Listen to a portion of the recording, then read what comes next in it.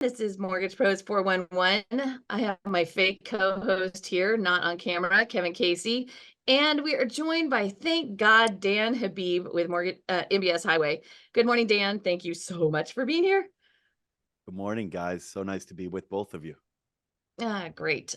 Dan sounds extra sexy today because he has a little something in his throat. So if he mutes himself and starts harking up a lung unexpectedly, don't worry, he'll be right back. So let's just start with a few announcements. California MBA has their legislative day April 23rd in Sacramento. If you are interested in being part of the voice of our industry, that would be a great opportunity. Let me know if you have any questions about that. And then they have their Mortgage Innovators Conference May 8th through the 10th in Anaheim. It was awesome last year, and we highly recommend that you attend. They have some really good speakers lined up. As far as the rest of the week, Dan, there is a lot of crap going on, yeah? Yeah, the biggest news item of the week is going to be tomorrow morning with the Consumer Price Index inflation report.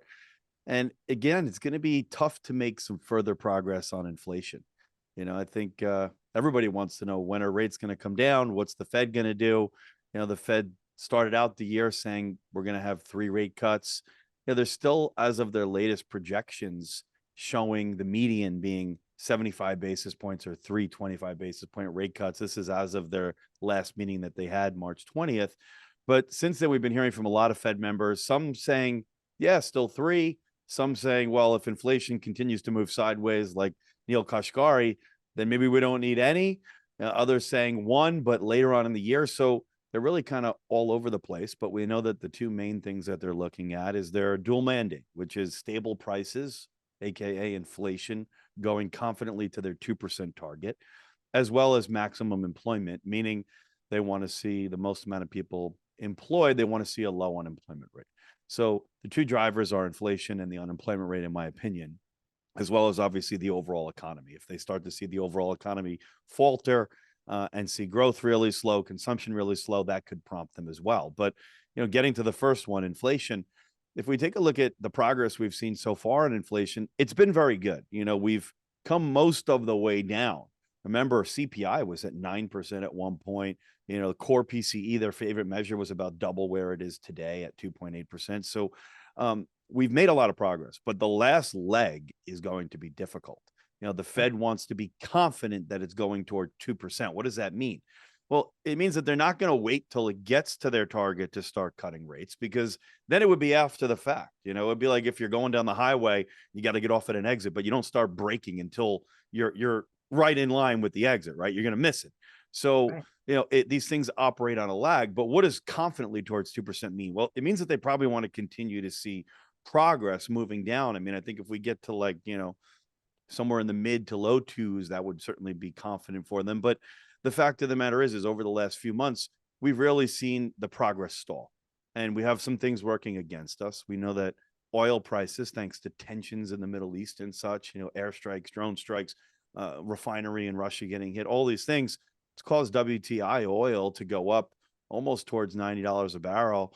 And that hurts overall inflation, but it also hurts core inflation, which the Fed is focused on, which strips out food and energy prices, because higher oil prices find their way in. I mean, an example would that be like airline costs and things like that are just causing overall costs for a company to go up, which can find its way in there. So shelter costs are a huge component that is just still unexplainably lagging behind. Shelter costs make up 45 or so percent of the core inflation index on the CPI we're going to get tomorrow. And those numbers just aren't reflective of what we're seeing in real-time indicators from CoreLogic, from Apartment List and such, Realtor.com. So it's going to be really hard, especially when the new monthly readings coming in are hot. And I'll show you an example of like what we could expect for tomorrow, right? So give me just the ability to share, and I'll just kind of pull up a little preview for tomorrow. It's almost like I've never done this before. It's okay. You got battling internet conditions and whatnot. It's amazing that you're able to make it work. Oh, good Lord. Hang on. It should be the shield at the bottom there. I know. We call it the Schloman shield. I don't even. Oh, there we go. Good Lord, have mercy. All right. You have no idea how happy I am it's you today. All right. Can you see it? Now I am good to go. Good So job. so tomorrow morning's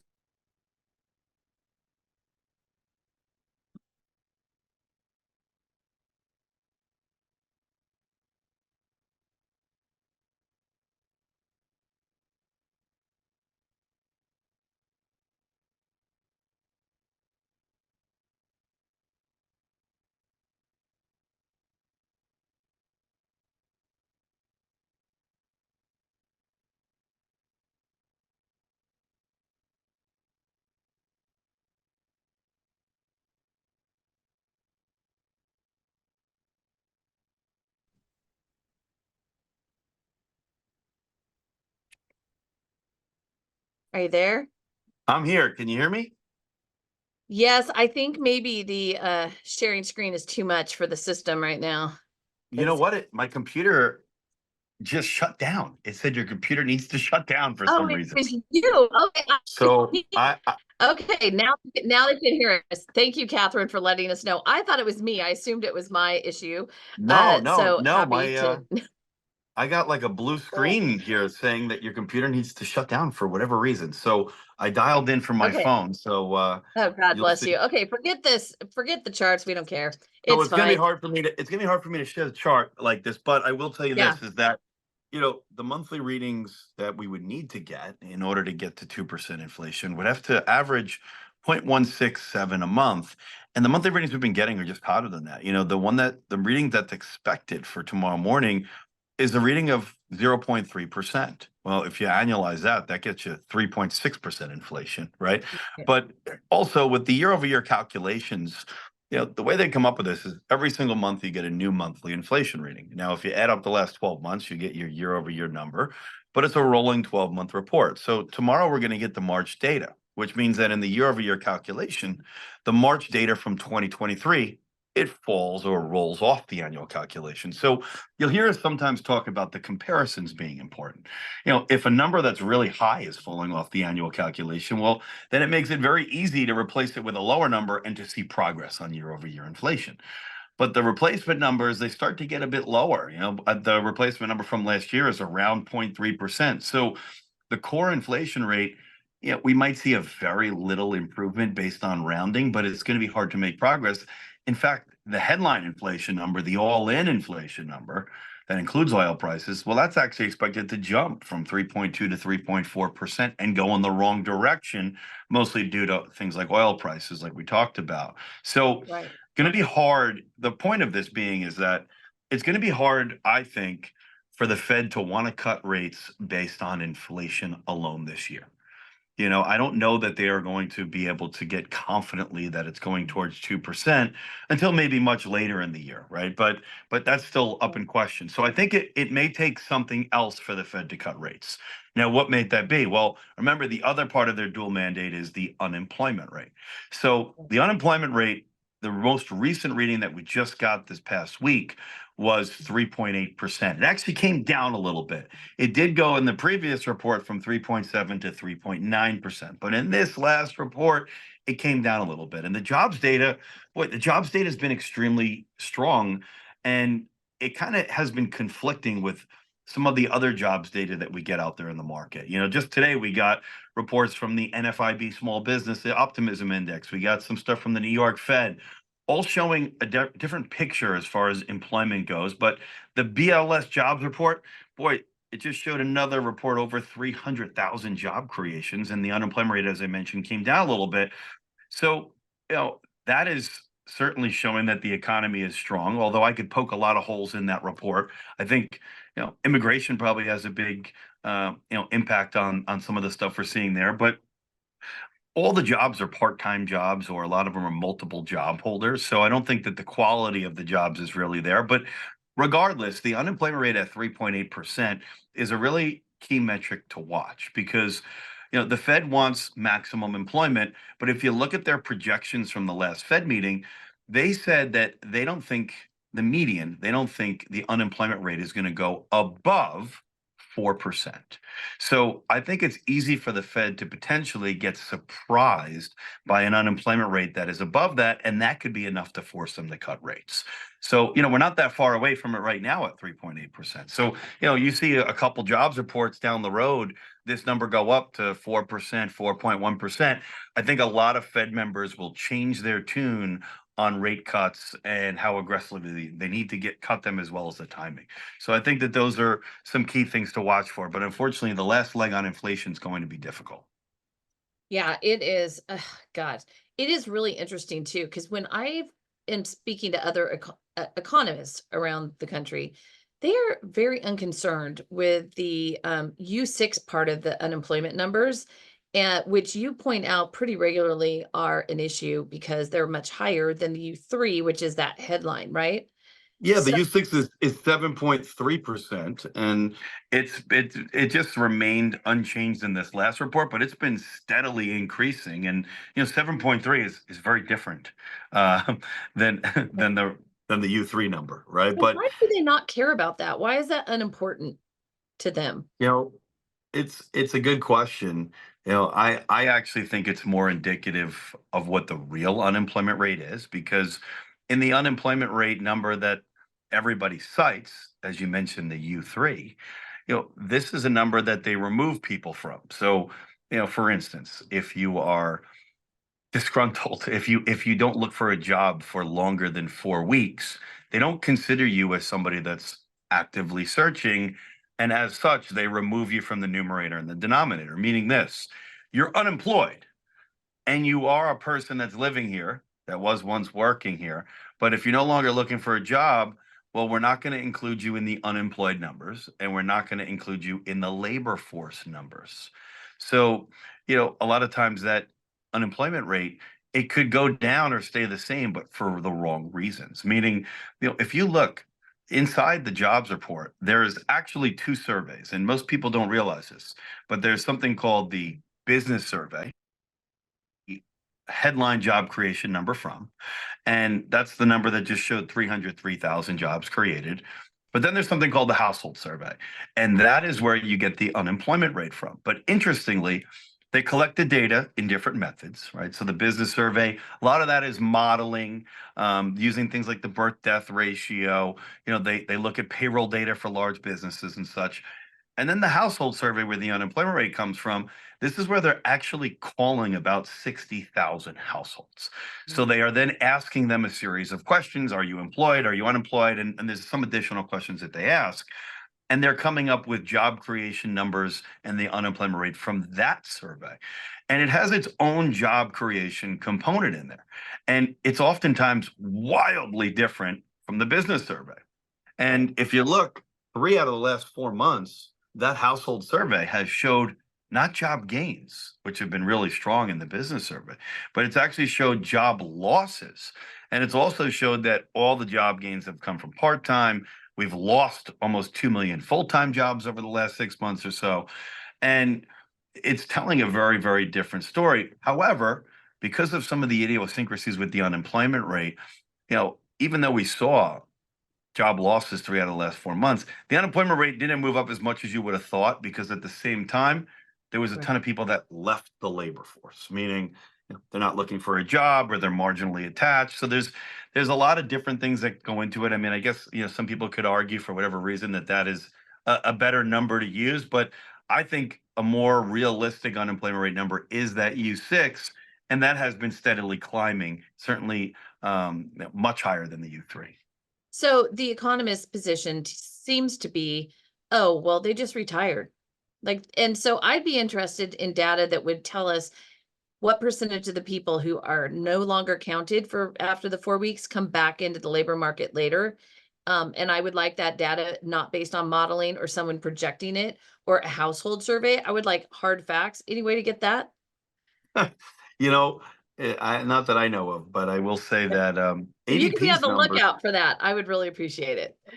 ADP's numbers though is that's every report's going to have their faults, but the ADP figures is actually looking at, like, 25 million payroll records, right? Right. So I do think that their data is probably better than the BLSs because the BLSs uses a ton of modeling and assumptions. And listen, they clearly have a problem with their data because we've been seeing a very consistent trend where they release numbers that come out really, really hot, and then they revise them lower over the next 2 months by a significant sum.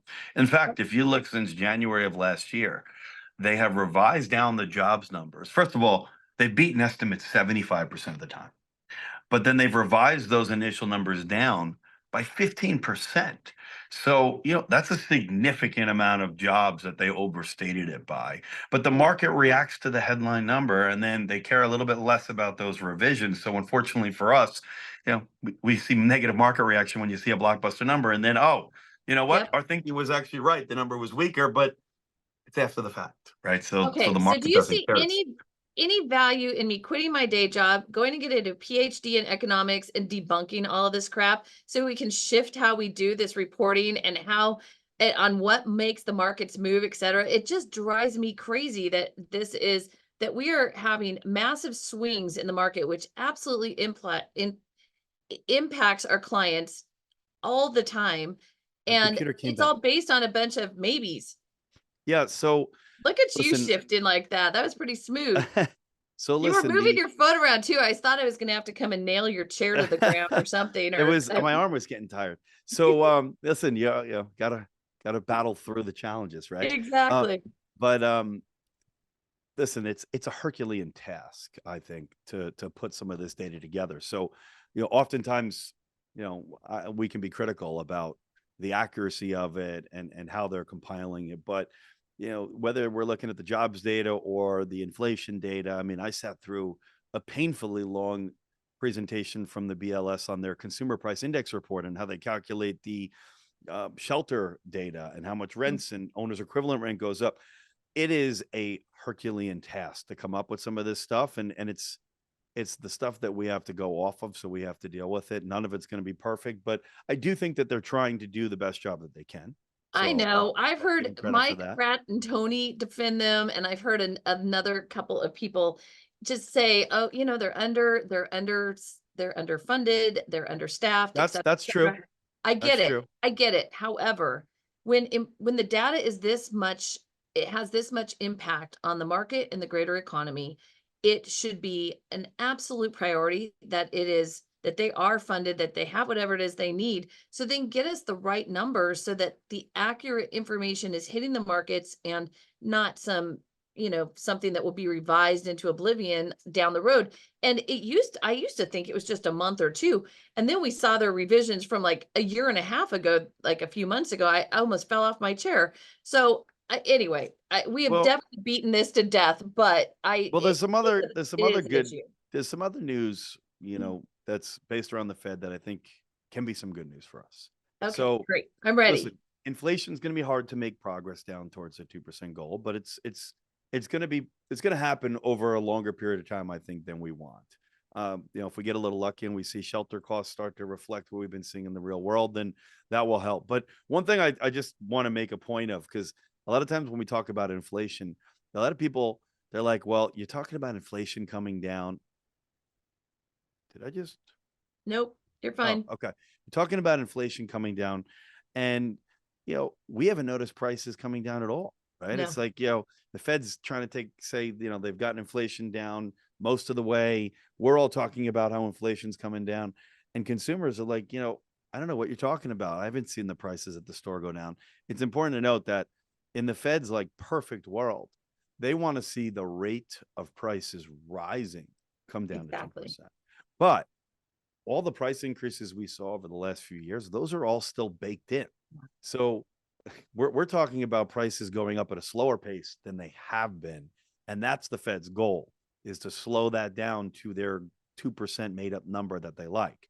But unless we see negative inflation as a whole, in aggregate, you're not seeing prices actually come down. Right. So that's just an important note, and I think that's why a lot of consumers out there on the consumer surveys, they're, despite some of the economic data being strong, they're feeling a bit different, right? And I'm seeing a lot of signs that the consumer is under stress, whether it's, credit card debt outstanding, the delinquencies on those starting to go up. I mean, outstanding credit card debt's at record highs, and the rates that they're paying to service that debt is at record highs because the Fed's hiked 525 basis points. And there's a direct correlation there. And then you see all these buy now, pay later programs, which have exploded. They're up hundreds of a percent from last year. They're gaining a lot of traction. You know, this is just another avenue of more debt. And, you know, I saw that like 30% of the buy now, pay later programs is used for groceries, right? So I think that's another sign of stress. So we're starting to see some of the consumer spending numbers like retail sales show a little weakness, but this is stuff to keep an eye on because again, the Fed's looking at inflation, but they're also looking at the economy and the unemployment rate. And if we start to see signs the economy slows, that could apply some pressure. But there's something else that that people aren't talking about that the Fed, if you could have missed it if you weren't paying attention, but at their March 20th meeting, Fed Chair Jerome Powell said that they may start tapering or slowing down their quantitative tightening or balance sheet reduction. So this sounds complicated, right? But let me explain it to you. And he said they may do that fairly soon. So, you know, the Fed, you got to like really hang on every word. You got to analyze it. It's almost like sometimes they're talking in code, but let me break this down. So the Federal Reserve, not only do they, you know, hike rates when inflation's high or cut rates to stimulate the economy, right? And they did this after COVID, right? Remember, they cut the Fed funds rate down to 0. And that made all kinds of rates lower, which promotes borrowing, expansion. It's meant to stimulate the economy to get it on its feet. You know, if rates are low, people are going to do what? They're going to buy things. They're going to borrow money. Money's almost free, right? I mean, we saw an explosion in housing because of this, right? And then they also used another one of their tools, which was asset purchases. And they did something called quantitative easing. And you might have heard that buzzword, but simply put, it means they bought a shit ton of mortgage bonds and treasuries. Okay, so they bought trillions of dollars of mortgage-backed securities, which mortgage rates, 30-year fixed mortgage rates come from directly, as well as the 10-year treasury notes, which also has an influence on mortgage rates. And they amassed a balance sheet of $8.5 trillion. That's with a T. You know, we almost get a little bit immune to some of these numbers, but that's a big number.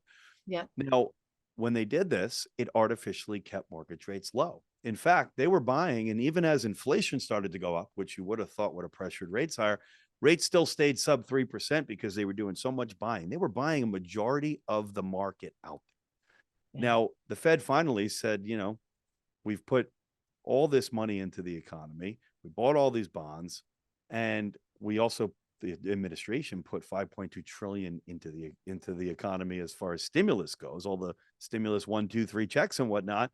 Well, what happened? We caused massive inflation. Right. So the Fed then went on this whole hiking spree to try to curb inflation and slow things down. They went through a period of time where with their balance sheet, they stopped buying outright. But you have to remember on their balance sheet, they're holding mortgage-backed securities, treasuries. So the Fed has things that are maturing off the balance sheet. They have principal payments, refinances, different things where they're receiving money. Well, what they were doing for a period of time is keeping their balance sheet net neutral. What that means is let's say we had $1 million on the balance sheet to make it easy, and $10,000 worth of stuff was maturing or falling off the balance sheet. We were taking the $10,000 and reinvesting it back into mortgage bonds and treasuries to keep it at that $1 million level, right? So that was keeping it neutral. That net neutral is the word that they use. So that was called reinvestments. Well, they stopped doing that. And then they started doing something called quantitative tightening, which is where they started to allow up to $95 billion a month of those assets to fall off their balance sheet. So why have rates remained so high, even though we've made a lot of progress on inflation? You know, in a normal market, even though we're not at the Fed's goal, if you see inflation go from 9% down to 3%, you know, that's making a lot of progress. You would typically see mortgage rates improve more than they have. But one of the reasons, in my opinion, they haven't is because of this debt problem we have in the United States, where we have a spending problem, right? We removed the debt ceiling last year. We added about another $3 trillion in debt. Now we're up to like 34 trillion. We continue to deficit spend. You know, our interest on the debt we have is like $1 trillion a year now. It's crazy, right? But this is all money that we don't just print. We issue treasuries to come up with this money, to come up with this debt. And that's all supply that has to be absorbed by the bond market. To use an analogy, you know, let's just say right now, housing prices have been doing really well over the last few years because inventory is so tight, right? And you have more demand than available supply. Even though demand's come down from years ago that we were experiencing, there's still more demand than supply, and that's going to be supportive of price. What happened if, right now we have like 1 million existing homes. What happens if all of a sudden 1 million homes came to market tomorrow? Well, what would happen? Well, you would have demand at some price, but it would definitely be a lower price, right? Because you're flooding the market with supply. Yeah, exactly. It's a similar scenario where, hey, mortgage rates come from mortgage-backed securities and the bond market, right? That's where they come from directly. Well, if now we go into all this debt, the Treasury has to issue trillions of dollars of debt. You see all these record auctions that are going off, right? Well, now this is supply that has to be absorbed by the bond market. And it's supply that has to be absorbed at a time where the biggest buyer, the Fed, is not only not buying, but they're reducing their balance sheet by 95 trillion. So that supply has to get absorbed. It gets absorbed at some equilibrium price, but it's been at lower price and higher yield, right? That entices you to buy it. So this is a complicated way of saying the massive debt and supply of bonds and treasuries coming to market has kept rates high, even though inflation has come down. I say all this to explain to you that the Fed, if you read between the lines, I think they're concerned about liquidity issues in the economy. And, the quantitative tightening that they've done, or the balance sheet reduction, that's simply what it means, allowing the assets to fall off their balance sheet of about 95 million a month, or 1.1 to 1.2 trillion dollars a year. The impact of it hasn't really been felt that much by the markets, because there's been this other thing called the Reverse Repo Facility that has been getting drained and has been kind of counteracting the liquidity impact of their quantitative tightening. Okay, well, that's been hang on. Yeah. I'm going to stop you there. Yeah. Because this reverse repo idea is a little complicated. So I want you to simplify the crap out of it, Dan. So just walk us through first. Who's borrowing who from what for how many cookies? Go. Essentially, the Reverse Repo Facility was like a facility that the Fed opened up where banks could park their money and they would pay them like the Fed funds rate. It was like, a very easy place that they can make arbitrage and make money. And this thing amassed, up to, a few $1 trillion. And even as we've been going through this quantitative tightening, that's been getting drawn down, which has been kind of counteracting. But hang on. So they could park their money in this facility created by the Treasury, right? By the Federal Reserve. Federal Reserve, thank you. And then the advantage to that is their interest rate that they were being paid on that money was higher, correct? That's the advantage of putting there versus other places. Okay. And if they were putting the money there, then that means that they didn't need it at that moment. So they were able to park it there, correct? Yes. Okay. So I know I'm slowing you way down. No, it's fine. So now they can draw on that money, Yes. right? But when that money runs out, which it's been getting depleted at a very significant rate. Because right? banks are taking it out because they need it. Yeah, because the Fed's taking liquidity. The Fed's no longer adding liquidity to the market. They're really kind of taking liquidity out of the market, and this is something that they haven't had to be concerned about with their balance sheet reduction.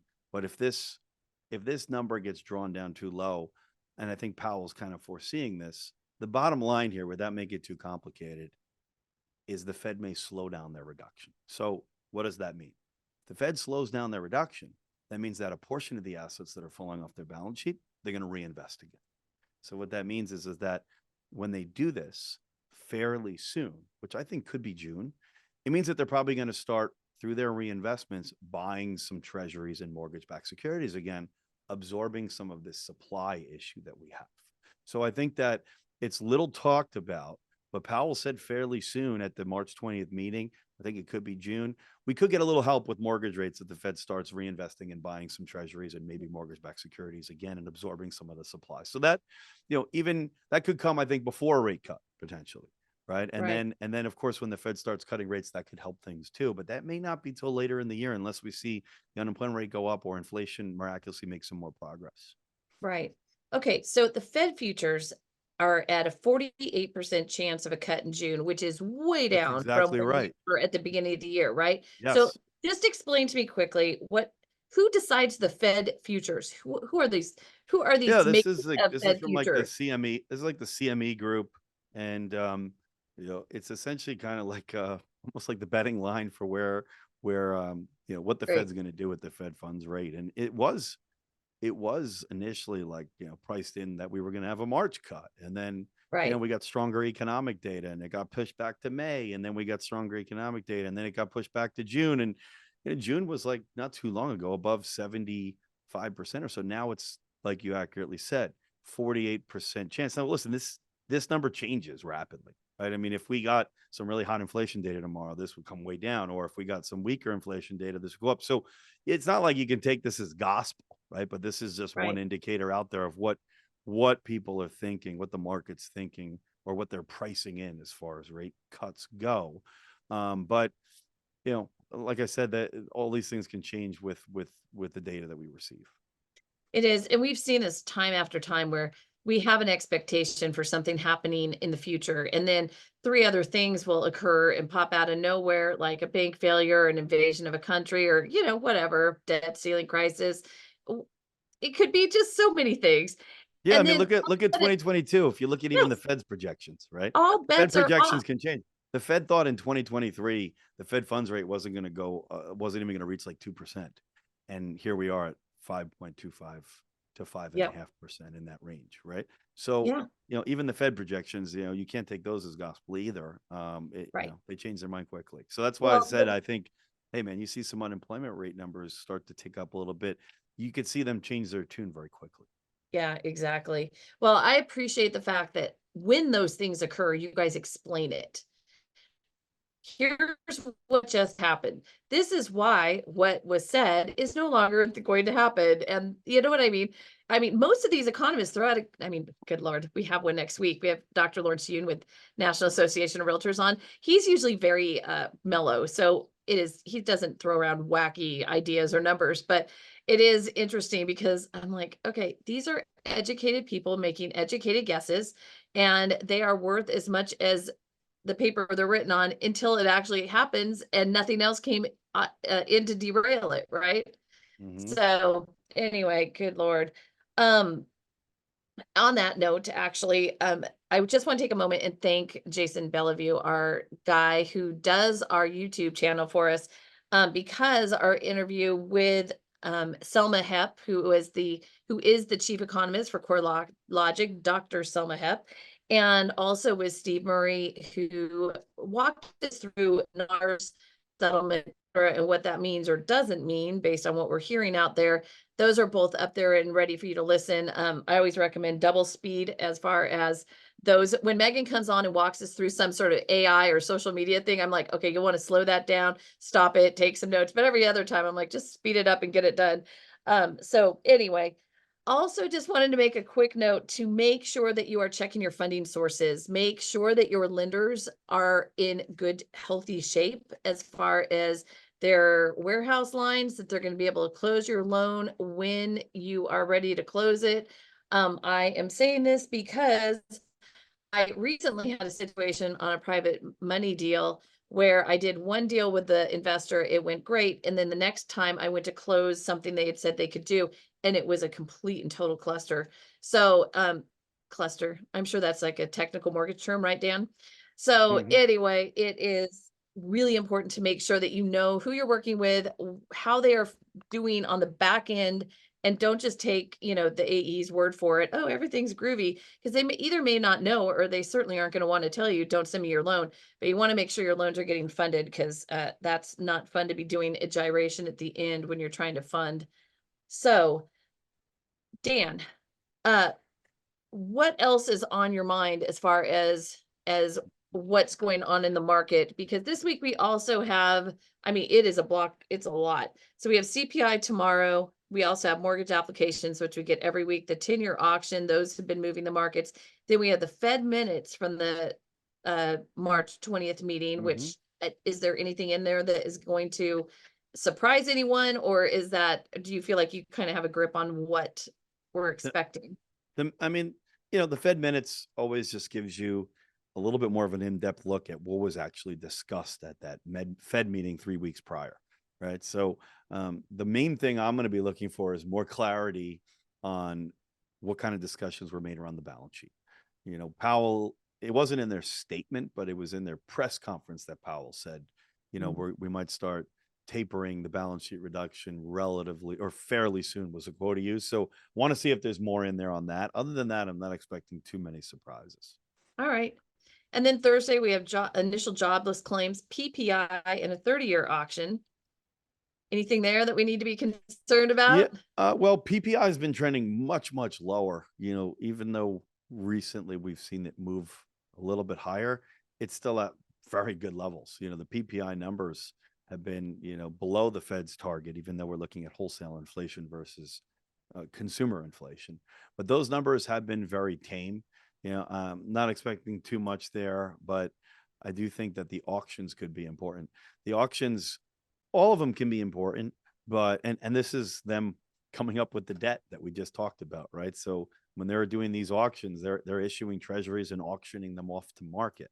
So we've had so much new debt that the auctions have been like record numbers as far as how much of that asset, whether it's a 7-year auction, 5-year auction, 2-year auction. In this case, this week we have some important ones, the 10-year and 30-year, how much of those notes or bonds or bills that they're auctioning off. So all of them can be important, as even the shorter maturity ones can still drain some liquidity from the market, meaning, if somebody's going to invest a lot in a shorter treasury maturity, then maybe they have less money to invest in a larger maturity treasury. But especially the ones that are like the 10-year and the 30-year, those can have more of a profound impact on mortgage rates. So if we see a really weak 10-year auction, that's going to not be good for rates. But if you see a really strong one and there's good appetite at auction from investors, then that could be good for rates. So you want to see what the level of participation is at those auctions, and it can be non-events or they can be influential. I never understand why anyone ever would gamble in our industry, because everything that we do every day, you're just taking this big, huge swing and hoping, who knows what will happen, right? So it's all very exciting. But the bottom line is keep your eye on the ball, people. Just don't float too much. We're floating into tomorrow's CPI number, right, Dan? Well, yes, but because of the advice that we've given recently, right? So only because we've locked up until now. Is that what you're that getting? is correct. So with MBS Highway, we try to analyze these reports the best we can every day, and we had said ahead of last Friday's jobs report that even though we don't think the job picture is as strong as some of these reports are showing, we think the number is going to beat, and we think it's going to surpass expectations. The market's going to sell off, and sure enough, that's what happened, right? So we had advised to lock in advance of that. So most of our customers had locked in all their floating deals prior to the jobs report. Well, that day was a bad day in the bond market on Friday. We even issued another alert to lock intraday because we saw so much downward price movement that it put lenders in a position to reprice intraday. So with that being already done, meaning you probably protected your pipeline, you probably don't have much out there that's new. Hey, we can go ahead and float, into tomorrow's CPI report because, there's not much at risk. And also, one of the things we do is technical analysis, meaning we look at the charts, and we have seen some good reversal signs in the charts this morning where, the 10-year set a new yearly high yesterday. It was at like 446, but now it's come down to 436. And, you look at the candle pattern, it's a variation of maybe like an evening star pattern and also a bearish engulfing pattern. These are Japanese candlestick patterns that portend lower yields and higher MBS prices ahead, but a lot of it's going to depend on that report tomorrow. If we get a number that's in line with estimates, maybe you don't see too much movement. If it comes in hotter, probably see the bond market not like it. And if you see, a surprising lower number, then we'll see a big rally, especially with the setup on the charts. But taking everything into account and looking at, the risks and what's out there, then we said to float into it. Okay, so hang on. I'm going to come right back to that. As soon as I acknowledge, hi, Kevin. So nice of you to join us. Oh, yeah. It's good to be here. It felt very weird without you. Did not enjoy that at all. In line with the internet issues that we're all having. It's just crazyville. It was one of those days. So welcome, uncross your arms, smile, and thank you for being here so much. And there you go. See, that's so much better. Dan, I wanted to talk to you about something, actually. we need to make a little deal. And it's for the better of the industry, actually, because I have noticed that anytime you are on our show, the market gets better. We can be red, red, red, red, red, red, red. And then boom, Dan shows up here specifically. And all of a sudden we're in the green. So if we are seeing an extended time period of red, and I will be the decider on what extended looks like. Okay. So this is not up to you or anyone else. No, I will be deciding, okay, we need some green. I'm going to bump whoever the next guest is for the next week off. And you are coming in, you will drop whatever's in your schedule and make it happen. Does that work for you? I will do my best. Talk to Christine. She's the boss. Christine My and I love assistant. each other. So I'm sure she'll work with me 100%. Dan, it's for the best interest. It's in the best interest of the industry and the consumer. Okay, just do Boy, your part. if we really have a correlation going, I might have to put my money where the numbers are and start Yeah. buying some TLT or some bonds or something. I know. I feel like if we went back to every single time you've been on here, I feel like it's been green all the way, and today is no exception. So Yeah, that we're up is, 17. We'll take it. I know, There you right? go. I am See, onto Magic something Dan. here, right? Okay. Drew Fattori goes, he's called Magic Dan. Okay, Thanks, so we Drew. have something. So Hector said, how do you go about checking your funding sources? And it's not true. It's not easy, kids. You've got to ask a lot of questions. You got to talk to a lot of people. When I started doing some poking, I found out that, there were some issues going on and here's the worst part. Here's how it goes. Don't tell anyone, but that's how I find out. So it is just keep your ear to the ground. Make sure that if you're make sure you're talking to your colleagues. Are they having any issues? Have they having any Yep. issues? You know what I mean? And maybe if That's where you hear from. You hear from Yep. your coworkers. Yep. Oh, XYZ Bank is screwed up my deal, and you look into Yep. it. It's like, oh, that's because they lost their fundings. Yeah, there was yeah, you can smell it. Just so you know, Hector, it's a sensory thing. So anyway, Dan, we have a good question here from Drew, actually. And he said, have you read the letter Jamie Dimon recently sent to Congress about his views on the US economy hitting horrendous levels not seen since World War II? If so, what is your take on this? And this is not the first time we've heard from Jamie Dimon, by the way. Yeah, So I think he released this like yesterday. I didn't go through the whole thing, but a couple things I saw on it was like, I think he was warning about inflation, and I think he was talking about the geopolitical turmoil being the worst that we've seen since World War II. Sure. And listen, there is certainly some scary stuff out there. Oh, that's we're going on. definitely right in pre-World War II So geopolitical stuff. but from a, I mean, listen, Jamie Dimon's obviously a smart guy. Yep. Probably smarter guy than I, but I don't necessarily agree with some of his thoughts on on crypto, number one, but number course two not. on some of his thoughts on the economy too. But Drew, I am not intimately familiar with what he said enough to comment on it. I didn't get a chance to go through it yet, but he did scare the crap out of a room full of mortgage bankers a couple months ago when I got that, where he was talking legitimately so about the unleashed spending in the US, and it begins at the top with our on every side. Frankly, everyone wants to spend money. They just have their own pet projects, right? So whether you're on the right or on the left, I'm not trying to offend any of you, but I'll probably offend everyone, because I think that they are all equally responsible for this out of control. I mean, we're paying $1 trillion a year in interest. yeah, I mean, listen, think about how both many sides kids have could a go to spending college, problem. or how many organ transplants you could pay for God's sake. I mean, come on. Both sides have a spending problem, and think about it. I mean, how are we ever going to get out of it, right? Which is don't why know. I think, probably why gold's hit new all-time highs, and crypto, which some consider a hedge against, debasement of currency and such, is also at all-time highs, right? When you're looking at things like Bitcoin, and it's who's going to win on a ticket of we need a great reset? Nobody, right? So Yeah. they keep kicking the can down the road, adding to the deficit and continue to deficit spending and add to the debt, but I don't know the answer on how we get I don't either. out of that problem. I don't either. I want everyone to get a real job so that they legislate part of the year. They don't have to justify their existence the rest of the year, and they can figure out how the rest of us live and what our That's lives how are. some states work that way, actually. Well, it started that way in this country. They weren't full-time legislators, so Yeah. I think we go back to that and have a little reality check for some people. We might be in better shape, but I don't know what the answer is either, but it is complicated. And so yeah. So Drew followed up with Jamie loves to scare people. That's why we shouldn't listen to him and turn to the experts, the Barry and Dan Habib, aka MBS Highway Gang. Thank you. You Well, know, and thanks, Drew. I do appreciate, because we need to stay away from hyperbole and fear, and really focus on what can we do in this market. It is, for me, it's better than last year for sure, but it's not easy. I mean, I am fighting every deal to the ground. It is complicated.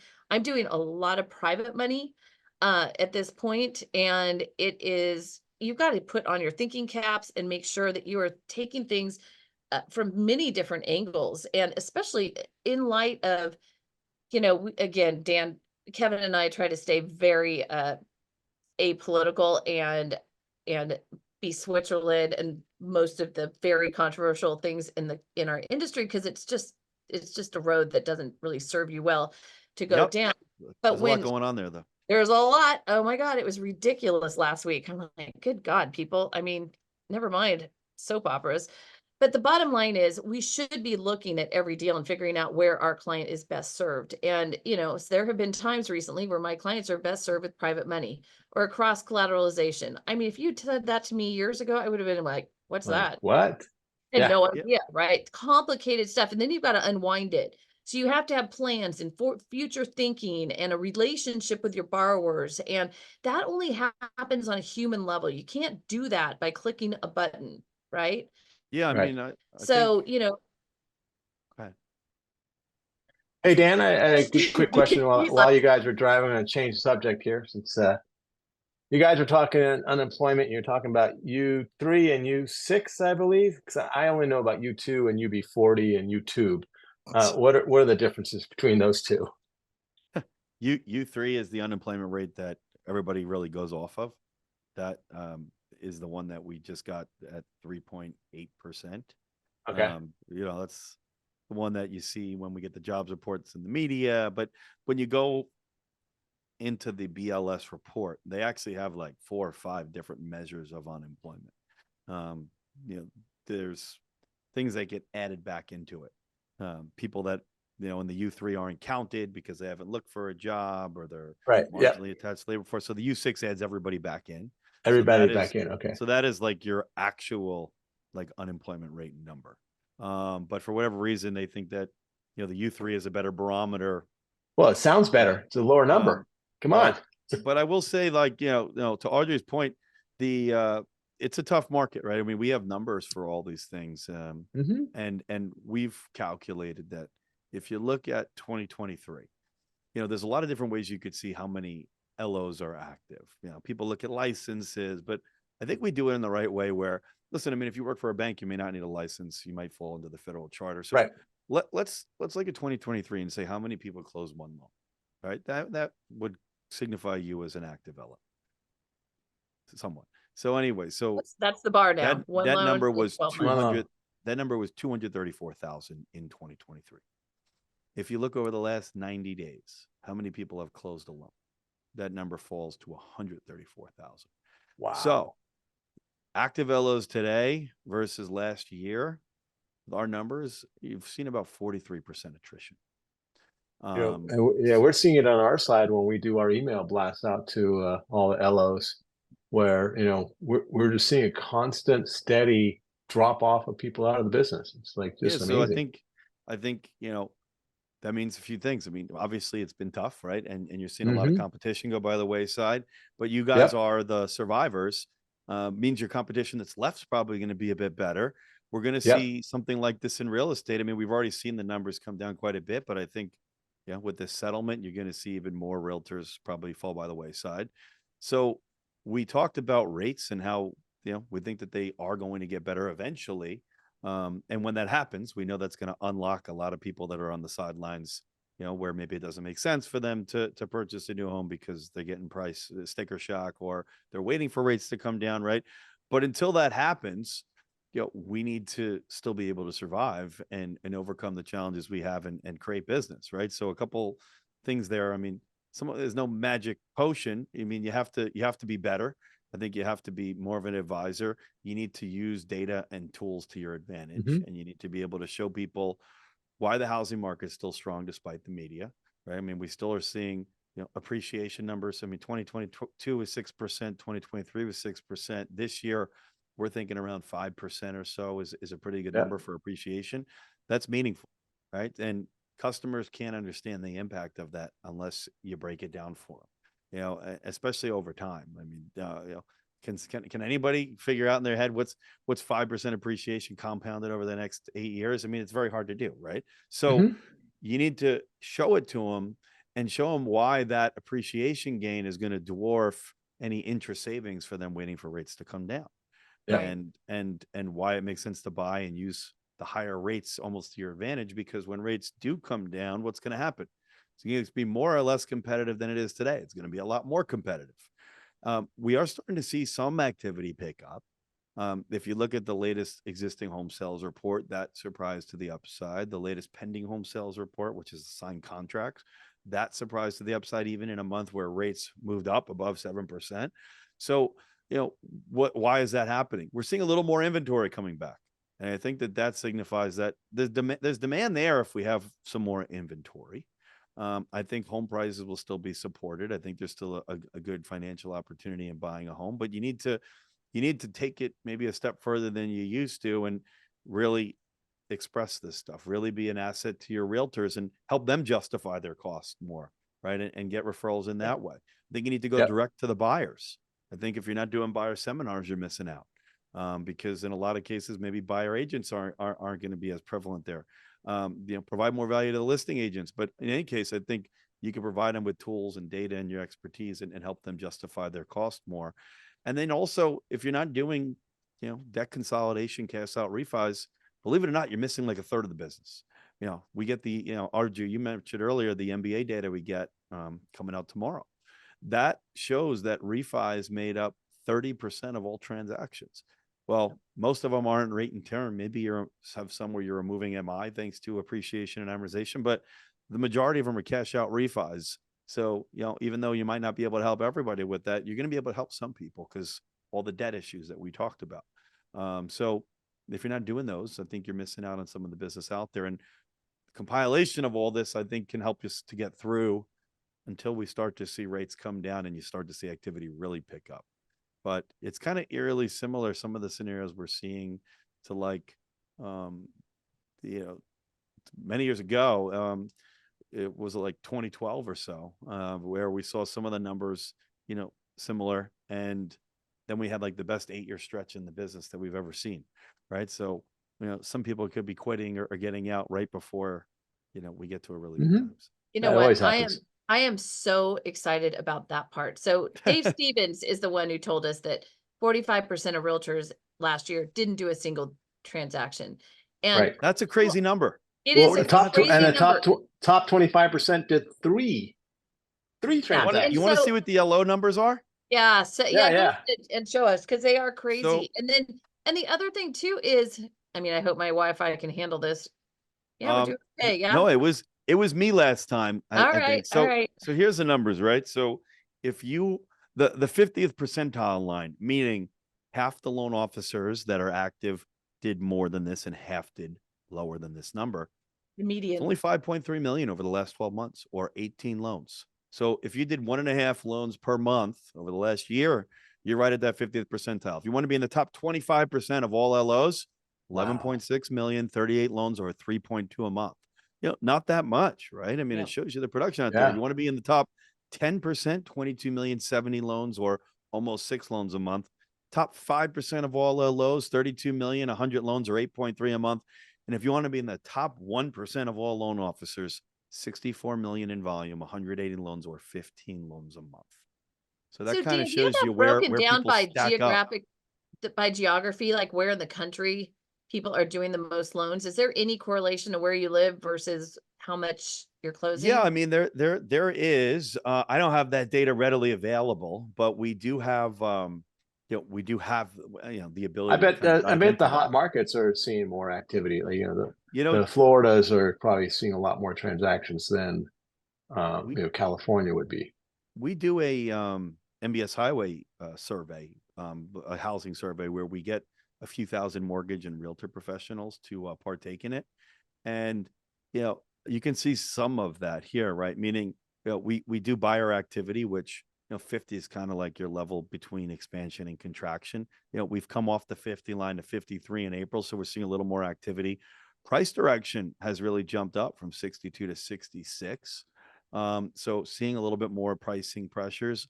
But then in the regional breakdown, you could see that the weakest regions are the Southwest and the Southeast. Where you're seeing buyer activity is still in contraction levels in these markets, but everywhere else, you're seeing it break above 50. And that quite goes against what was in the report yesterday in the Wall Street Journal that the hottest markets in the country are all like Florida and Texas. Well, from a price direction activity, those are doing pretty well, but from a buyer activity, at least according to our members and realtors' inputs, they're lagging behind a little bit in activity. I know the West has been very, very hot. So guys, I would appreciate your help if you could email me at audrey@mortgagepros411.com. If you have stories of deals that either went much better or much worse when there was or wasn't a buyer's agent involved, I want to hear your stories about when the buyers are not represented and what happens, or God help us, the sellers are also not represented. Or the buyer and the seller are the same one. Yes, or we have the same. I just dealt with that one. I'm looking for some input from you as far as how that goes for you. I know how it goes for me. I know how it goes for Kevin, but I'd like to hear from you. So if you can email me your stories, not a dissertation necessarily, but your stories. Also, just quickly, I read this headline: California homeowners duped by Open Door, one of those online, push a button and sell your house, buy a house sort of things, will share a $62 million settlement. So the FTC ruled that Open Door Labs charged home sellers more than sellers typically pay in California. How much are you owed? So we knew this. If you've ever seen a closing statement from one of these transactions, they are astounding, and they were paying a lot. So they're like paying like 10% with all the fees. Kevin, wait till you hear this part though. This is the part that's incredible. They overcharged nearly 2,500 California home sellers. That's a $62 million settlement, but they are owed on average $1,553. And I'm like, wait a minute. I want to see how much the lawyers got from this thing, because when we're talking about percentages and what people should be paying for services, and I do the math on that, just cursory, it's mind-boggling. So with all that being said, I am going to say thank you to Dan. We love you so much. We're so grateful. Thank you to Christine too. And today was rough. And thank you to your tech person who got your computer up and running. Yeah, without you, it would have been really hard. So with that, we'll have Dr. Lawrence Yoon joining us next week, and he's always interesting. And we tell everyone, go out there and do something. Go wishing Barry well too, by the way. In person. You guys are getting some cool guests. So we have great guests. Our guests are unreal. But hey, thank you, Kevin, and thank you to everybody. Barry's had some health issues as of late that he's battling with, but the support from the community has been really moving and overwhelmingly wonderful and beautiful. So I didn't hear what Kevin said, but now I think I know, and I would just like to back that up 100%. We love you and your family, and everyone is holding all of you up right now, whatever way they do that. And you are surrounded by so much love and support. It's incredible. So everyone will come out on the other end of this, and we'll look forward to that celebration. And with that, you are doing great, Dan. So proud of you. Mwah. Have a great week, everyone. Bye, everybody.